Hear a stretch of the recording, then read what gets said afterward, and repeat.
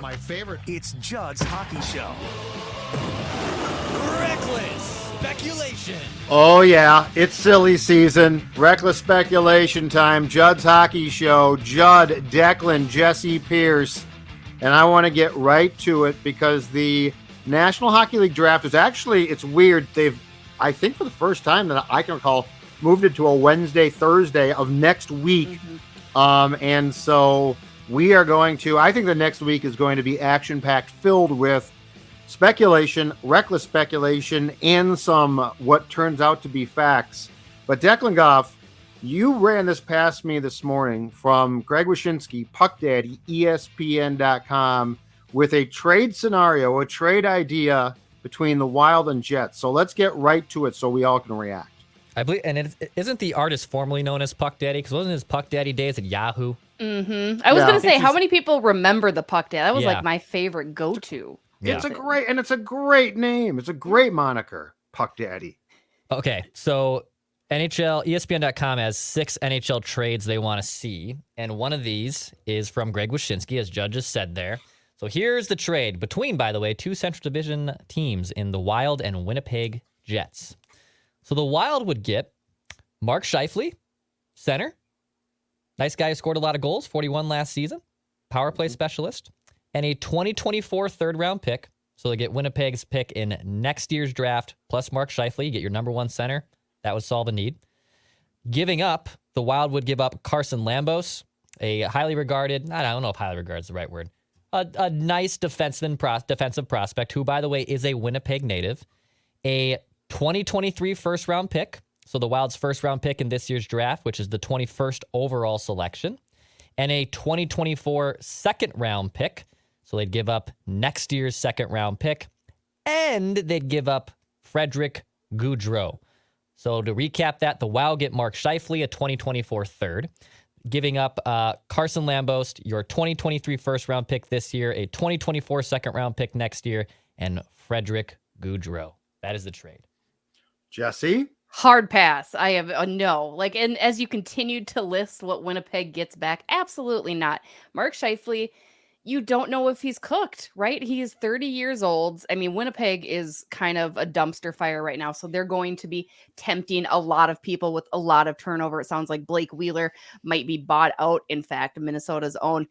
Yes, I get it, you guys. Minnesota needs a number 1 center, and that sounds great. But Carson Lambos was a first-round pick for Minnesota, too, a couple years back. So not only that, you're giving up the high potential prospect there in a defenseman, which is another need. I know number 1 center is priority, but defensemen still are in need for your Minnesota Wild. And then Freddie Gaudreau, I know Dean would never allow that to happen. Plus, you're talking. I'm okay with that part of the deal. I'm okay with the Freddie part. I'm okay with that too, but Bill Guerin is not going to give up his first round, especially in a draft this deep. We actually spoke with Judd Brackett earlier this morning, and he was saying, things are possible, but Bill Guerin is covets his prospects, covets his draft picks. He holds on to those, and especially a first rounder for, again, an aging centerman. I just don't see it happening. Not to mention, let's toss in the salary cap situation too. I don't know that you're going to be able to figure out how to make that money work for Mark Scheifele. Excuse me. Yeah, the money side's a little more complicated. I do this trade. I make this trade. I make this trade. I absolutely make this trade. I get it. There is a lot going on here. You have your first round pick, your second round pick, a decent defensive prospect.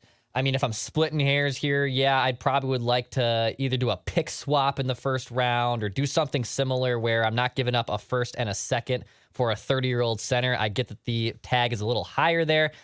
This fills a need right away. He's a power play guy. You have a legit center for Kirill Kapirzov. I am in on making this trade. I think if it came to me and if this is still indeed the offer, I pick up the old red bat phone here in the Score North studio and I say yes to the Winnipeg Jets GM, who I have no idea who it is off the top of my head, and I say, yeah, Tim let's make a deal. Tim Scheifele, right? So I will break the tie by saying, well, there's 2 things here that concern me. Number 1, as a guy who despised a very recent Wild locker room and the chemistry and the selfishness and the me first attitudes of guys who have been bought out or jettisoned to places like Pittsburgh, My first thing is I'm curious what's gone wrong here. Like the Jets are dysfunctional. They are very dysfunctional. And Scheifele, in some way, shape, or form, has played a role. I don't know if it's huge. I don't know if it's small, but I definitely have character questions now. I have them about Scheifele. I actually, and I can't believe I'm saying this, have them about Wheeler far more than I used to. Mm-hmm. That whole locker room blew up, and I want to know why, because I do not want to get another me first, I am here, we're going to do this for me guy. But the reason why I pass on this trade is I think the timing's all wrong. If this was the final piece to a puzzle where you were like, okay, this team can win a Stanley Cup and they need a center to win the Stanley Cup.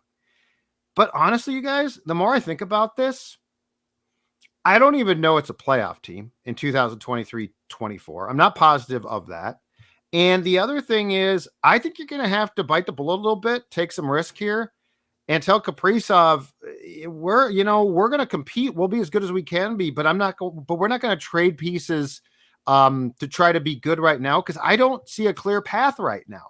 I just don't. The salary cap thing, I mean, look, it's not Fletcher's fault, but the lack of movement on the cap that basically I think started with COVID, the pandemic's incredible. Like, I mean, it doesn't move. They're excited it moves by $1 million. Now it is supposed to move more in the next few years as the Wild comes out of cap hell. But I think if I was going to make this trade, I'd be more inclined to make it in a couple of years when I'm popping out of cap hell, not now. I am halfway tempted here to let this team sort of lie. And if they make the playoffs, they do. But I'm gearing everything up towards one thing, or two things. One is the end of cap hell, because you could have some really good prospects up, but by then, some of whom could be traded. And the other thing is to have a new coach in place for them. But then you're going the wrong way on the age spectrum scale here. You're just, especially when you have these quote unquote fantastic prospects down there, They should be ready by then. You don't need a Mark Scheifele at age 34. Currently heading into next season too, I just took a peek, 6.125 salary cap hit for Mark Scheifele. So I think that's your kind of, big no-go. Yeah, the prospect side too, though, Judd. Like if they wait here and they waited out 2 more years with these buyouts and whatnot, and these prospects at that point, like they already graduated from the prospect class, so like they might just be not good players at that point either. So I feel like Scheifele would give you a shot in the arm. Maybe you're able to re-sign him to long term. I know the salary cap implications here are the toughest part to figure out, but that's why I think you end up making this trade. I have a question. Yeah. Dex, are you basing your want for Scheifele on recency bias, the fact that he finally got 40 goals last season, or like what's the? I don't see it. Like, he's a very good player. Don't get me wrong, and obviously he's done some tremendous things with Winnipeg. He's been in Winnipeg / forever, but it's not as sexy to me as I feel like I want it to be. Yeah, I mean the 40 goals is definitely tantalizing there. He's a power play specialist. I would just love a legit center, I think, between Caprizov too. And look, it should be Rossi, but it clearly isn't going to be right away. So if it's not going to be him, can you get an established guy who has scored 40 goals and is a very good center? So I think that's probably what is enticing me to do so. My opinion of the prospect pool is this, though. Those guys should be maturing and should be, because they're going to struggle at first. Ordinarily they do. But when in a couple of years, those guys should be popping. And here's the problem too, you guys. You've got to play them now. That's the other Dean thing. You got to play them as soon as possible. And if they all start to bust, like let's say it doesn't work, then you're screwed anyway.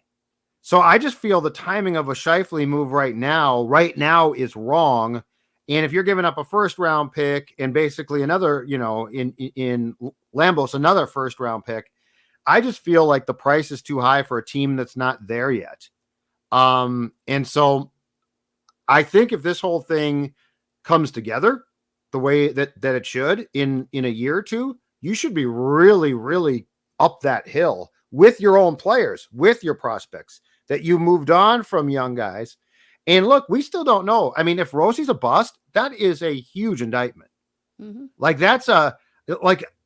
we tend to write guys off and then it's like, okay, he didn't work out.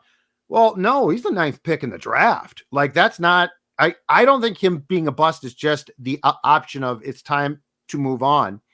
And I got to see him play, and I got to see all these guys play. And quite frankly, I've got to see Dean not repeat the same thing that we saw for how long it felt like in his last years with the Vikings, Zimmer did, which is sort of despise the rookies. For the record, I think James Shepard was also 9th overall pick for the Minnesota Wild. Well, but that was a Risebrough pick. That was a Doug Risebrough pick. I'm just saying. Doug Risebrough, good enough guy, but my God, some of his draft picks were just atrocious. Yeah, I went through the other day just because I was curious. Like, let's take a peek. Yeah, look at AJ Thielen. What was he? He was way up there. There's a lot. Here. Judd and I did a whole expose, I think, on this. I've got the guide right here. Mm-hmm. I think Philip Johansson is the most recent bust, right? Because I think he's not anywhere even. Yeah, and that was a bizarre one, right? That was a reach of reach. And that was a Fenton, I believe. Yes, that was a Fenton power struggle there. Yeah, there's some hilarious ones that Judd and I did a whole recap of worst picks during the early stages of COVID, and we were looking for things to talk about. And yeah, there's some bad ones there. I mean, Pouliot at least made an NHL career out of it, but that was even obviously. Oh God, it was a terrible pick. It was a bad pick. Yeah, and he was a lazy. He was, But at least he played a couple. No, you're right. Games, you're right. But I mean, their drafts will. My head will pop off. I'm just going back here to look at their drafts, because the Risebrough drafts are like incompetence personified. Yeah, it's incredible.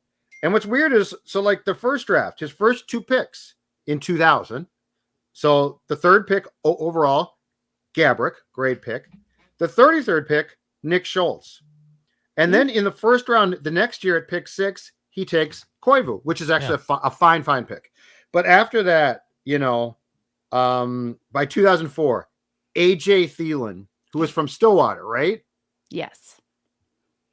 Benoit, and I think he never even played one game in the NHL, did he? No. In fact, he got kicked out of school, didn't he? Mm-hmm. I think he went to Michigan State, and I think he got kicked off the team. Nice. Pouliot was the 4th overall pick. James Shepard, to Jesse's point, 2006, the 9th pick. 2007, pick 16, Colton Gillies. Oh, Colton Gillies. Oh, another. Yeah, another. 23rd pick in 2008, Tyler Kuma. Oh, another bad one. Bad. They don't have another. 2009, they took Leddy with the 16th pick. And they traded him. Yeah, and they screwed it. But the first, so Reiser's first 4 first-round picks were Gabrick, Koivu, Pierre-Marc Bouchard, who actually got derailed by concussions, not a bad player, and Brent Burns at 20, which was a great pick. And after that, it's just a gong show. So thanks a lot, Jessi.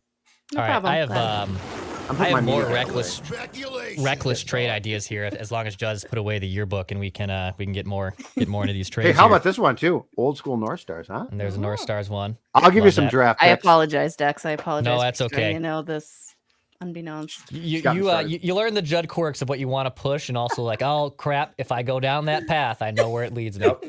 So Jess, we got this one from a listener the other day, and I sent it to Judd too. This is from Tyler, who sent this in via the Score North app. And if you guys want us to break down any of your reckless trades, hit us up through the Score North app. We'll gladly talk about it here in the dead of the offseason for the Wild. He says possible trade idea.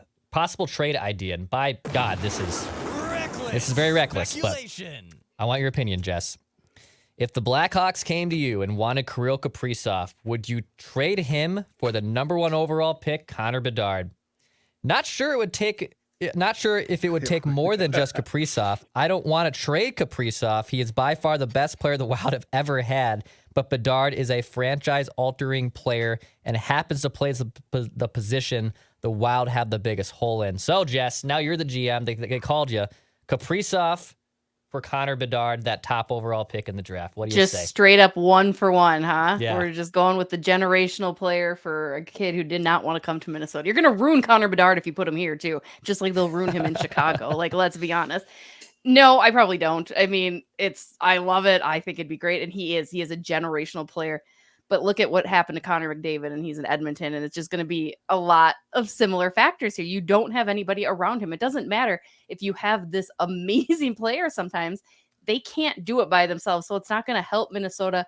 any more than Kirill Kapirzov has already done. So I that might be an unpopular opinion. I say, nah, probably just ride Caprizov out, see what happens there. Not to mention Chicago ain't doing that deal at all. Right, They need right. to regroup, get their things all back together after getting rid of their superstars lacklusterly, if you will.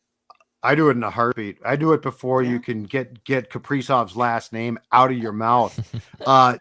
Jess is right, though. Chicago would say no way. But, I mean, we're talking about a McDavid equal, I think. All things go well. I mean, Connor Bedard is going to be special. You know, just quickly, back to Jesse's point, though. You know, the incredible thing? How is McDavid when he's with Draisaitl? I don't understand how Edmonton doesn't luck its way to a finals. Mm-hmm. Usually it's goaltending. Two of the best players. It's defense. No, you're right, but I mean, defense was terrible. I know, but you would think just by accident with those two. I mean, Draisaitl's incredible. So, but yes, I do that trade. I think I don't know. I know. mean, Say it. Say what you're thinking. No, I don't do it. Yeah. I don't do it. I loathe getting in love with prospects and the idea. I mean, Lafreniere is one of the worst. I mean, that guy was supposed to be a savior for the Rangers. Now the Rangers are doing just fine without him, but he's been one of the biggest first round pick busts of all time. I gotta keep Kirill. And hell, maybe the Wild are so bad next year they're picking in the top 5 regardless. So that could also be in play. So I can't do this. I don't think I can do it.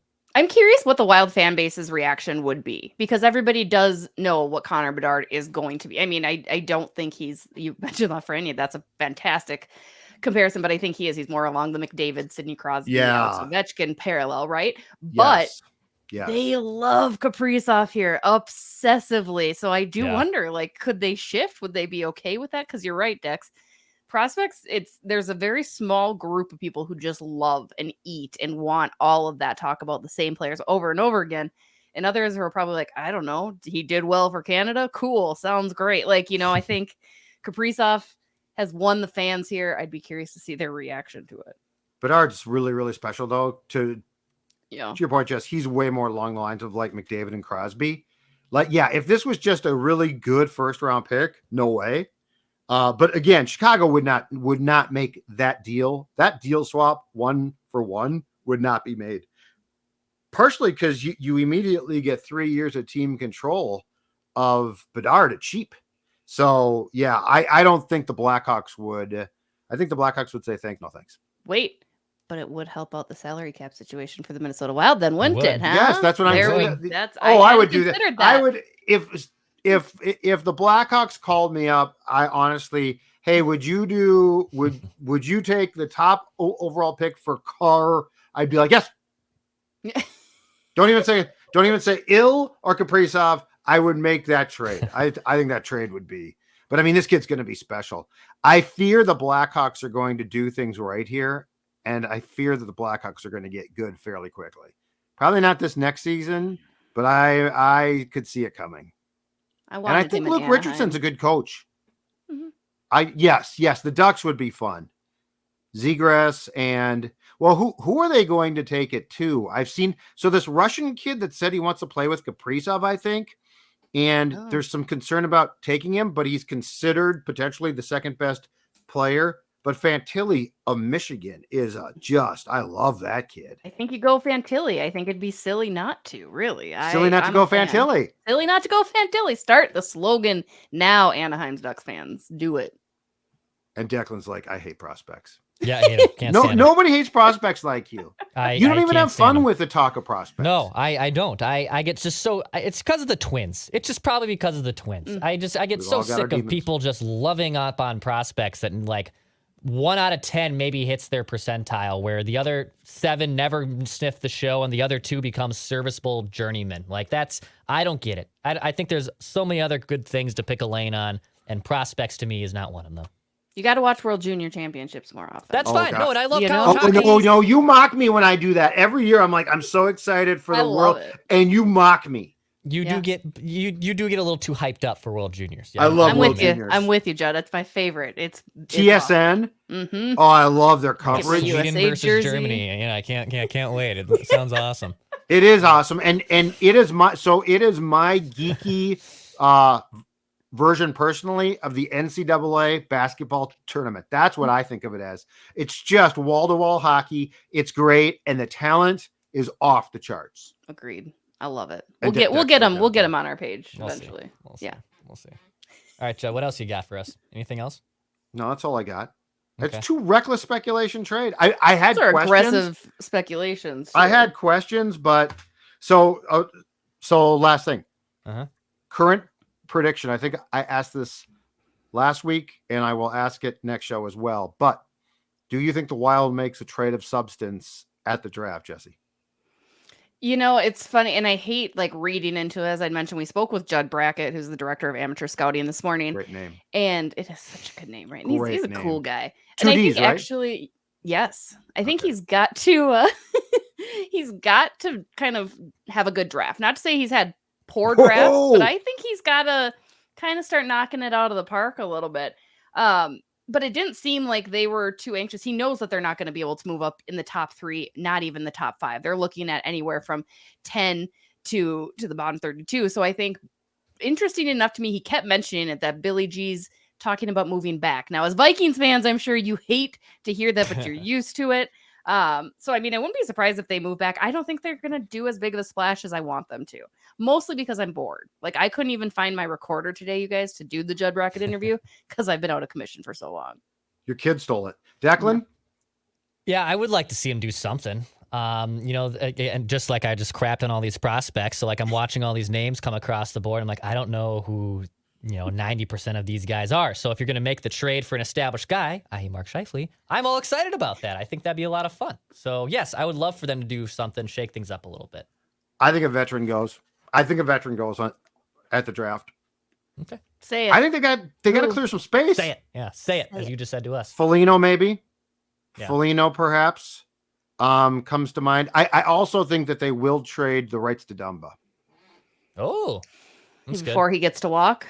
Yeah. Well, yeah, because they'll find a team that he can sign with, trade him there. I don't know, Buffalo? Calgary. He's from there. Yeah. I don't In know, play in Calgary. college. You can go Jesse play in didn't like that. Arizona. Yeah, and go do Arizona. Doesn't he live in Phoenix during the offseason or something? Yeah, He's got I wouldn't has a trade hockey any rank. poor. I wouldn't trade any poor schlep to that franchise. That franchise is so bleeped up. I hate that franchise. Get them out of there. They're poorly run. Like everything about them is just bush league. They're like the Kansas City Scouts, a team in the 70s that finally moved to Colorado. It's just a complete joke. Like seriously, they can't do anything right. But anyway, if he wants to go there, that's fine, Matt.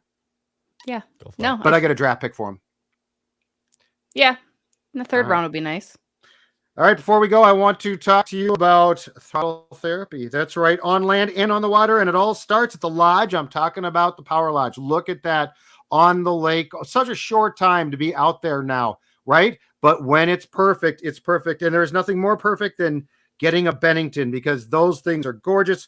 In fact, the town's newest new Bennington dealer, the Power Lodge, has locations in Brainerd, Onamia, Ramsey, and Miller Marine of St. Cloud. Pontoons and stock all at the Power Lodge location. PowerLodge.com and MillerMarine.com. PowerLodge.com and MillerMarine.com are the places to visit. All right, you guys, good stuff. Hit the subscribe button for Daily Minnesota Sports Entertainment. This is Judd's Hockey Show. Again, want us to answer any wild trade questions, hit us up on the YouTube comment section. Hit us up on the Score North app. We'll gladly get to it. And pass, shoot, score.